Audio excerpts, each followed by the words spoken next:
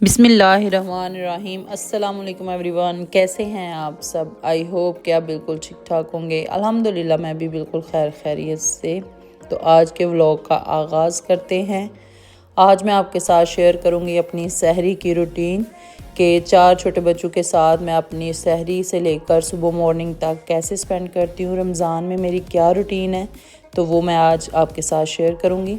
तो यहाँ पे सबसे पहले मैंने चाय रख दी थी और फ्रिज से मैंने जो भी चीज़ें निकालनी थी वो सारी चीज़ें जो हैं वो मैं निकाल लूँगी। दही निकाल लिया और ये मैंने भिगो कर रखे होते हैं चने और साथ में होते हैं बादाम। ये भिगो कर रखे होते हैं, ये स्मूदी बना कर देनी होती है अपने हस्बैंड को। मैंने अंडे वगैरह निकाल लिए और यहाँ पे सबसे पहले जो है मैं रेडी कर लूँगी बैटर अपने हस्बैंड की रोटी, जो कि बेसन की रोटी, बेसन का चीला इनफैक्ट इसको कहते हैं, ये मैं बना रही थी। तो सबसे पहले इसमें मैंने कुछ सब्जियां जो हैं वो ऐड कर दी। कैरेट थी, बंद गोभी थी और साथ में प्याज और हरी मिर्च। जो भी सब्जियां आपके पास हों आप बारीक सी चॉप करके इसमें डाल सकते हैं। तो यहाँ पे कुछ मसाले जो हैं वो मैं ऐड करूँगी। मैंने इसमें डाला साबुत ज़ीरा, लाल मिर्च, हल्दी और कसूरी मेथी, सूखा धनिया पिसा हुआ, साथ में डाला नमक। और ये सारे मसाले जो हैं वो ऐड करने के बाद मैं इसमें ऐड कर दूंगी बेसन, जो कि मेन इंग्रेडिएंट्स है इस रोटी का। तो इसको मैं अच्छे से जो है ना मिक्स करके थोड़ा थोड़ा पानी डाल के तो इसका एक नॉर्मल सा बैटर, ना ज़्यादा थिक हो ना ज़्यादा पतला होना चाहिए। तो ये इसका मैं बैटर बना लूँगी। और हाँ, एक अंडा जो है वो भी मैंने इसमें ऐड किया था और अंडा जर्दी निकालने के चक्करों में ना आधी जर्दी भी चली गई। तो मैंने सोचा कि चलें कोई बात नहीं, वो भी चली गई। तो इसको अब मैं अच्छे से बीट कर लूँगी और इसमें थोड़ा थोड़ा पानी ऐड करके तो इसका हम एक पेस्ट जो है वो रेडी कर लेंगे।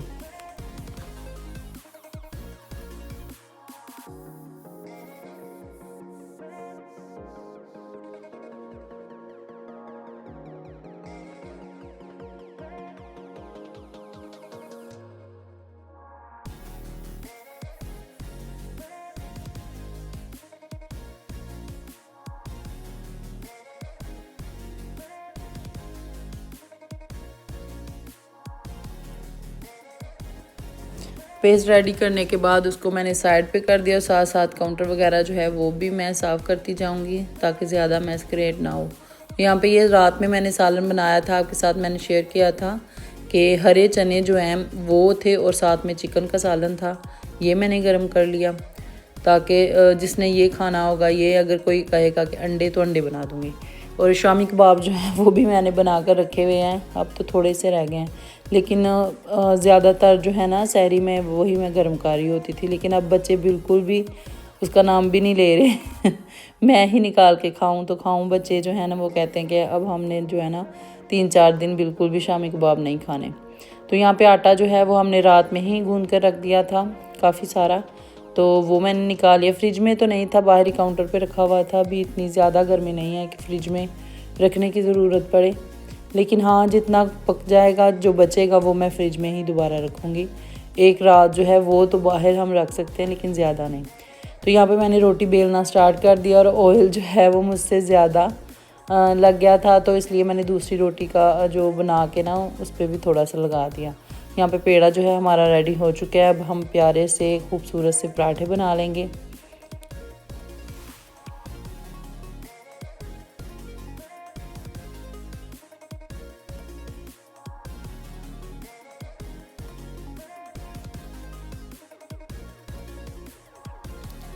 यहाँ पे पराठे जो हैं वो बनना स्टार्ट हो चुके हैं और देसी घी जो है वो मेरा ख़त्म हो चुका है। दोबारा इंशाल्लाह मैं बनाऊँगी। तो यहाँ पे जो कोड़े से घी बचता है मैं उसी से पराठे जो है वो बना लेती हूँ ताकि वो ख़त्म हो जाए। और दोबारा से जब भी यानी कि तीसरे चौथे दिन जो है मैं उसको रिफ़्रेश करती हूँ, यानी कि पहले वाला ख़त्म निकाल के उसको मैं सेपरेट रख लेती हूँ पराठों के लिए। और बाकी जो है ना फिर दोबारा से मैं कढ़ाई से सारा घी निकाल के धो के दोबारा घी जो है वो डालती हूँ। तो ये देखिए जी हमारा पराठा जो है वो रेडी हो चुका है। इसी तरह हम सारे पराठे जो है बना लेंगे। यहाँ पे मैंने एक पैन को ग्रीस कर लिया ऑयल से और इसमें मैंने डाल दी वो जो मैंने बैटर रेडी करके रखा था वो डाल दूँगी फैलाकर, ताकि इसकी एक अच्छी सी रोटी जो है वो बन जाए। इसकी इतनी ज़बरदस्त इसका कलर आता है ना, येलो येलो सा, लेकिन इसमें बेसन में कोई मसला था शायद, बिल्कुल ये ब्लैक सी रोटी बनी थी, लेकिन इसका ओरिजिनल जो कलर है ना वो इतना प्यारा येलो सा आता है। लेकिन टेस्ट में कोई फ़र्क नहीं था, बहुत अच्छी और क्रिस्पी भी बनी थी और साथ में जायके में भी काफ़ी अच्छी थी। तो ये मेरे हस्बैंड का नाश्ता था, सॉरी सहरी थी। दही मैंने दिया था उनको, साथ में जो स्मूदी बनाई थी वो दी थी और साथ बेसन की रोटी। बाद में जो है रोटी वगैरह मैंने बना ली थी, तो चीज़ें जो है मैंने सोचा कि वो हम समेट के रख देते हैं थोड़ा, ताकि किचन जो है वो थोड़ा साफ़ हो जाए। और मुझे जब तक किचन थोड़ा सा साफ़ सुथरा ना हो, बर्तन वगैरह ना भी धुले हों, काउंटर वगैरह ना भी साफ, लेकिन चीज़ें वगैरह उठी हों ना, फिर रिलैक्स हो के मैं खाना जो है ना खाती हैं। ऐसे किचन अगर गंदा पड़ा हो तो मुझे बिल्कुल भी सुकून नहीं मिलता। तो यहाँ पे अब मैं अपनी जो है वो सहरी रेडी कर लूँगी। सब ने सहरी कर ली थी, सबको सहरी करवाने के बाद चीज़ें वगैरह, क्योंकि काफ़ी टाइम था, तो चीज़ें वगैरह उठाने के बाद फिर मैंने अपनी सहरी का जो है ना इंतज़ाम किया, ताकि आराम से बैठ के मैं सहरी करूँ। तो यहाँ पे मैंने जो है एक एग बना लिया था और साथ में एक पराठा ले लूँगी, सालन ले लूँगी, और मेरी सहरी जो है वो रेडी हो जाएगी। और अब आराम से बैठ के मैं अपनी सहरी करूँगी।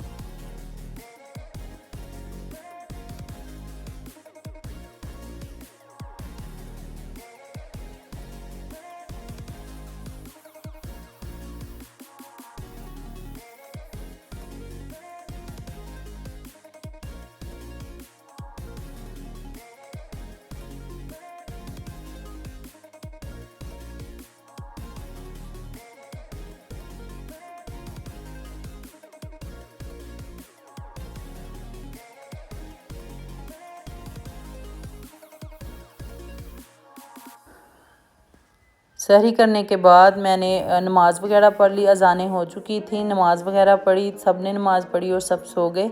और फिर मैं आ गई थी किचन में, और मैं अब यहाँ पे बच्चों के लंच बॉक्सेस जो हैं वो रेडी कर लूँगी, क्योंकि टाइम जो है वो बाद में अगर मैं इस टाइम सो जाऊँ ना तो बच्चे लेट हो जाते हैं, तो इसलिए मुझे ये सारी प्रिपरेशन जो है वो अभी से स्टार्ट करनी पड़ेगी। तो इसलिए जो है ना मैंने सोचा कि चलें उनके बॉक्सेस वगैरह, लंच बॉक्सेस जो हैं वो रेडी कर देते हैं।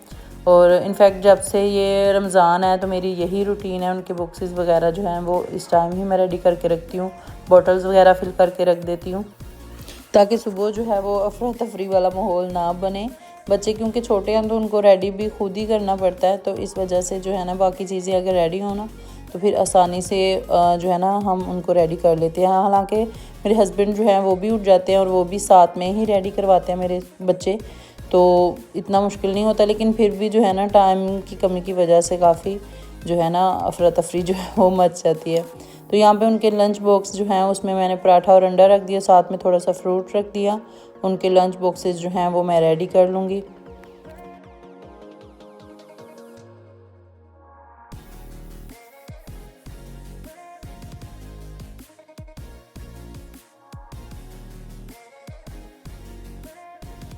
यहाँ पे मैंने उनके लंच बॉक्सेस भी रेडी करके रख दिए, बॉटल्स भी फिल कर दी, और ये रात के कुछ बर्तन वॉश किए हुए थे, तो मैंने सोचा कि पहले इनको इनकी जगह पे रख देती हूँ। और जैसे ही थोड़ा सा मौसम चेंज हुआ है ना तो मक्खियाँ जो हैं वो आनी स्टार्ट हो गई हैं। अब इनका भी कोई हल करेंगे इंशाल्लाह, कोई स्प्रे वगैरह देखूँगी कि जो ला के रखूँ, क्योंकि किचन में 24 घंटे जो है वो खाने पीने का काम रहता है। इस वजह से काफ़ी सारी मक्खियाँ जो हैं वो पैदा हो जाती हैं, और खाने पीने की चीज़ों पर अगर बैठे तो बीमारियाँ फैलती हैं। तो इस वजह से जो है ना कोई स्प्रे वगैरह देखेंगे कि सफाई करने के बाद जो है एक दफ़ा, मैं पहले भी ऐसे ही करती हूँ, स्प्रे ले आती हूँ, तो उससे जो ये होता है कि सफाई करने के बाद मैं छिड़क देती हूँ, और मक्खियाँ वगैरह जब मर जाएं तो फिर दोबारा किचन की क्लीनिंग कर देती हूँ, कपड़ा वगैरह जो है दोबारा लगा देती हूँ, ताकि उसका असर जो है वो ख़त्म हो जाए। इस तरह मक्खियाँ जो हैं वो इतनी ज़्यादा जमा नहीं होती। तो यहाँ पे बर्तन वगैरह जो हैं वो मैं सारे रैक में लगा दूँगी। जो स्पून्स वगैरह हैं वो मैं बास्केट में डाल दूँगी, क्योंकि आगे से जो दूसरे बर्तन हैं वो मैंने वॉश करने थे और ये टोकरी जो है वो मुझे खाली चाहिए थी, तो इसलिए सारे जो बर्तन हैं मैंने वहाँ से हटा दिए।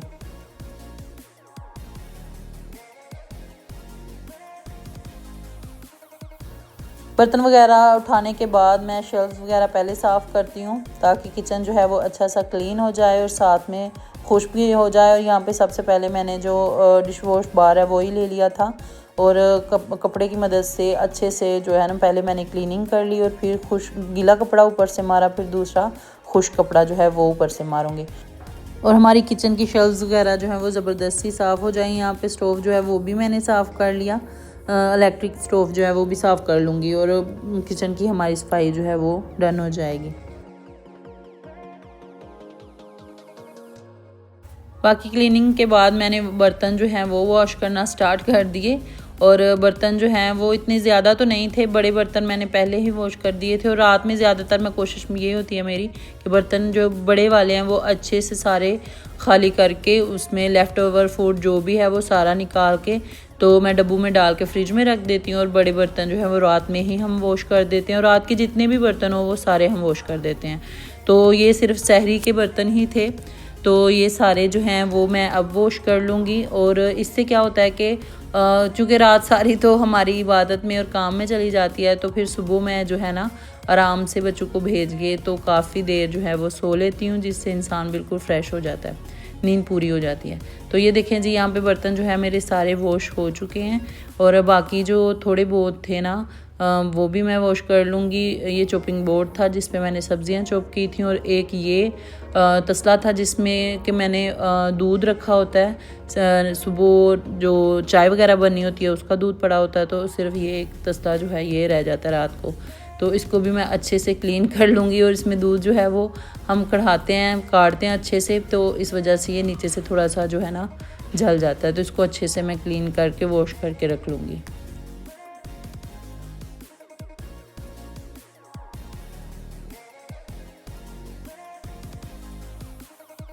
और बड़े बर्तन जो हैं वो वॉश करने के लिए मैंने ब्लैक जो तेल मिलता है काला वो रखा होता है। इससे बहुत अच्छी झाग भी बनती है और बहुत अच्छे बर्तन जो है वो क्लीन हो जाते हैं। ये मैंने किचन विद नोनजे का जो चैनल है उनको देखा था करते हुए, माशाल्लाह बहुत बड़ी यूट्यूबर हैं, तो उनको मैंने देखा था, वो बहुत अच्छे बर्तन जो हैं बता रही थी कि इससे साफ़ होते हैं। तो वाकई मैंने मंगवाया तो यूज़ करके देखा तो इसके माशाल्लाह से बहुत अच्छे रिज़ल्ट थे। एक तो ज़्यादा ज़ोर नहीं लगाना पड़ता, मतलब इतना मेहनत नहीं करनी पड़ती, और दूसरा बहुत अच्छे बर्तन जो हैं वो क्लीन हो जाते हैं। यहाँ पे बर्तन वगैरह मेरे साफ़ हो चुके थे, सिंक वगैरह भी मैंने साफ़ कर ली थी। तो यहाँ पे भाई लेकर आ गए थे दूध और माशाल्लाह ये देखें जी हमारा दूध आ गया।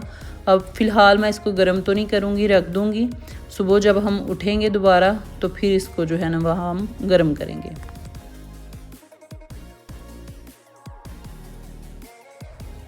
यहाँ पे सिंक वगैरह भी हमारा बिल्कुल क्लीन हो चुका था। तो यहाँ पे मैं आपको दिखाऊंगी कि मेरा चूल्हा कितना मैसी हुआ है। और इस पर मैंने पानी जो है वो डाल दिया था क्योंकि काफ़ी सख्त हो चुका हुआ था। तो मैंने पानी डाल दिया कि जब मैं सो के उठूँगी तो इसको फिर क्लीन करूँगी। और यहाँ पे उस्मान भी उठ के आ गया और इसको इतना गुस्सा था ना, थोड़ा सा भी नाश्ते में लेट हो जाए तो ये बहुत ज़्यादा गुस्सा करता है। बीमार था ना तो इस वजह से थोड़ा सा चिड़चिड़ा हो गया। और यहाँ पे देखिए इतने गुस्से से मेरे से बात कर रहा था, इसने मुझसे फिर नाश्ता किया भी नहीं था, फिर अपने बाबा के पास चला गया। जब तक ये सारे काम मैं निपटा रही थी तो मेरे हस्बैंड ने बच्चों को रेडी कर दिया और सारे बच्चे जो हैं वो रेडी हो चुके हैं। नाश्ता मैंने गर्म कर दिया, अब यहाँ पे वो कर रहे हैं नाश्ता। और ये जो है तकरीबन मेरी फुल रूटीन थी सहरी से लेकर सुबह तक की, जो कि मैंने आपके साथ शेयर की। तो अगर आपको वीडियो पसंद आई हो तो वीडियो को लाइक और शेयर कीजिए, चैनल को सब्सक्राइब कीजिए और बेल आइकन को भी प्रेस कर दीजिए ताकि आने वाली हर वीडियो आप तक टाइम से पहुंच सके। तो यहाँ पे बच्चे वगैरह जो हैं वो नाश्ता कर रहे थे और साथ में जो चीज़ें वगैरह रात में मेरे हस्बैंड लेकर आए थे, कुछ तो मैंने रात में ही समेट ली थी।